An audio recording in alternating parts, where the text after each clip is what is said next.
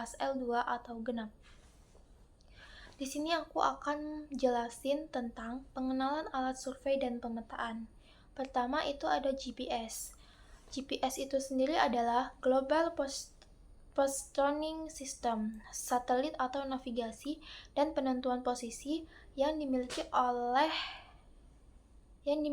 dan dikelola oleh Amerika Serikat. Posisinya itu objek yang dideteksi oleh GPS itu biasanya direpresentasikan atau digambarkan itu dalam bentuk koordinat garis, bujur, dan garis lintang. Menurut pengetahuan dan apa yang dipelajari pada praktikum kemarin, ada 2 GPS, yaitu GPS hand atau GPS genggam dan GPS Trimble TDC 600.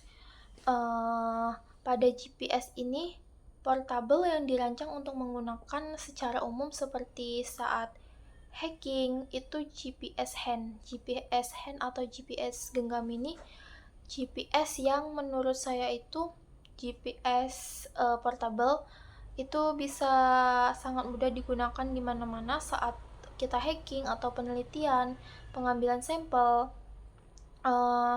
Adapun fitur yang ada di dalamnya itu fitur seperti penentuan posisi, navigasi rute, tapi bukan kekurangan sih, kayak akurasinya itu belum tinggi. Akurasinya itu kalau nggak salah itu biasanya dalam kisaran beberapa meter saja, nggak seperti pada GPS Trimble. Jadi ini aku GPS Trimble itu merek yang terkenal dalam industri GPS. Fitur yang di dalamnya itu termasuk fitur canggih, bukan termasuk, emang itu fitur canggih seperti RTK, Real Time Kinematic, yang memungkinkan akurasinya itu sangat tinggi dibandingkan GPS hand tadi atau GPS genggam. Akurasinya itu sampai ke tingkat sentimeter. Jadi akurasi di GPS Trimble TDC 600 ini akurasinya lebih tinggi jauh daripada fitur yang ada di dalam GPS hand. Contohnya itu GPS hand atau GPS genggam itu ini gambar contoh GPS atau GPS hand genggam. Sedangkan pada GPS Trimble TDC 600 ini contohnya. Nah, terus pokoknya itu antara GPS hand atau genggam dan GPS Trimble TDC 600 ini sebenarnya sama aja, tapi biasanya kalau lebih akurat akurasinya itu yang GPS Trimble. Bentukan GPS Trimble ini sama kayak kita megang HP Android. Nah, fitur-fitur apa yang ada di GPS Trimble itu sama aja. Ada Google, ada kayak Google Maps gitu, banyak dan lain-lain. Terus selanjutnya aku masuk ke alat, yaitu kompas.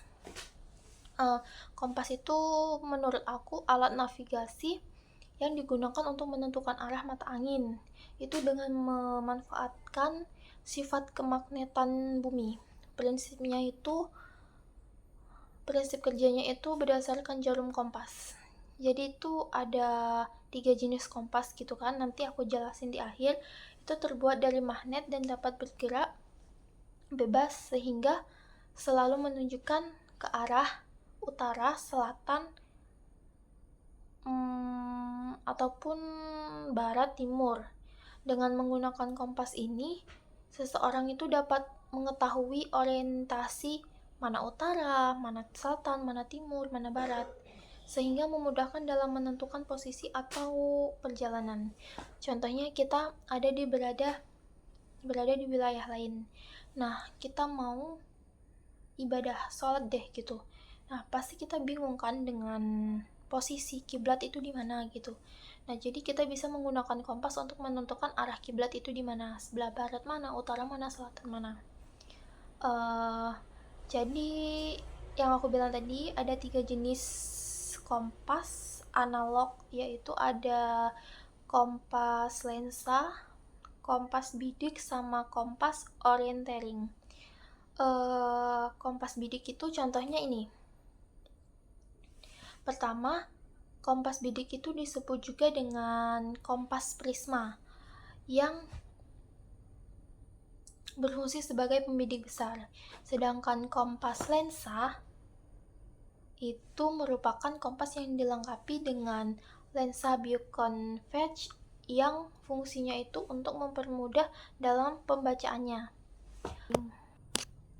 Yang terakhir itu ada kompas orientering. Kompas ini digunakan untuk mengorientasi perhitungan dan pembacaannya peta secara langsung. Ini contoh peta orientasi. Contoh kompas orientering. Sekian, terima kasih untuk penjelasan tentang alat survei pemetaan, yaitu ada GPS, kompas. Kesimpulan dari materi ini, saya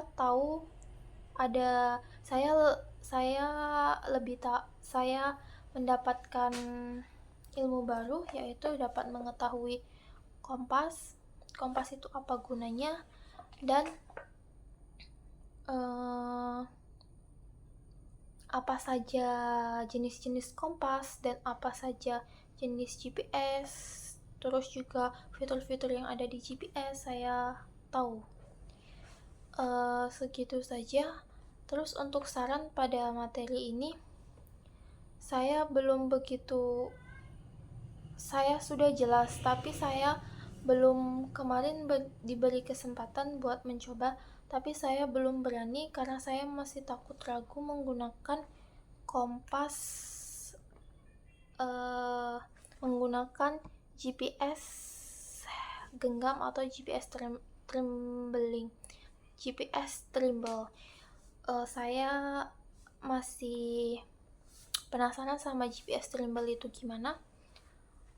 Saran saya pas di akhir nanti atau di UAS ataupun UTS nanti setiap perhatikan diberi kesempatan untuk melakukan atau mencoba bagaimana dan melihat fitur-fitur yang ada di GPS tremble. Sekian, terima kasih abang dan kakak, izin. Wassalamualaikum warahmatullahi wabarakatuh.